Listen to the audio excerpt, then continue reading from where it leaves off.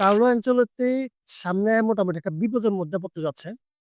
মানে বিপদ বলতে মানে ভালো সাইডের বিপদ আরকি। মানে পজিটিভ বিপদ। থাকে না কিছু যে আমার কাছে অনেক অপশনস আছে। আমি এখন কি করব? এখন সেম কাজটা হয়ে যাচ্ছে যে কার্লো আনচেলত্তির সাথে।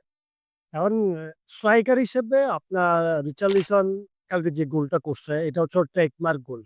হয় না যে কোন প্লেয়ার থাকে যে আপনার ডি বক্সের বাইরে ভালো গোল করবে, ফ্রি কিক থেকে ভালো গোল করবে। কেউ দেখবেন যে শুটিং পাওয়ার অনেক ভালো। তো রিচার্লিসনের ব্যাপারটা হচ্ছে যে ও যে বাইসাইকেল টাইপের গোলটা করে, যদিও বা ক্যারিয়ারে অনেক করছে হয়তো আমরা হাইপ হিসেবে ২ টা গোলই দেখতেছি। একটা হচ্ছে ওয়ার্ল্ড কাপের, আরেকটা হচ্ছে যে লাস্ট নাইটের যে গোলটা। আ ও ভাই সুন্দর। হাইট-টাইট ভালো, খুব সুন্দর গোল করে।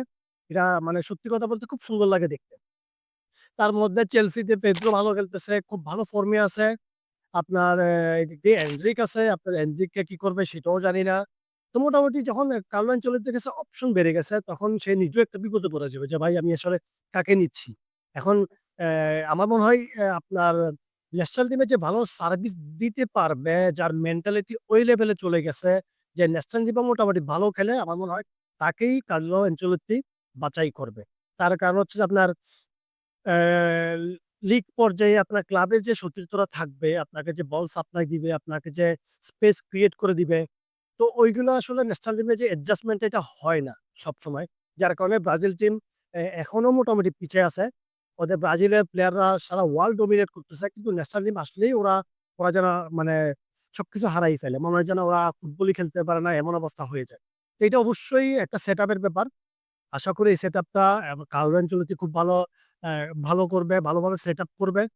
প্লেয়ারদের কম্বিনেশনটা ভালো করবে। আর যদিও বা কার্লো আনচেলত্তির জন্য এটা টাফ হয়ে যাবে যে কাকে কল করবে। কিন্তু আমরা ব্রাজিল ফ্যান হিসাবে আমরা অবশ্যই খুশি যে আমাদের হাতে এতগুলো অপশনস আছে। আমরা এটাই আশা করব যে আনচেলত্তি যেন মানে ভালো প্লেয়ারটাই পিক করে। ইভেন ওর যে কোচিং এর এবিলিটি, ও যে ওয়ার্ল্ড ক্লাস মানের কোচ, সেটা নিয়ে কোনো সন্দেহ নাই। সো ওর উপর ভরসা করাই যায় যে মানে বেস্ট একটা স্ট্রাইকার আমরা সামনে ব্রাজিল ফ্যানরা পাইতে যাচ্ছি।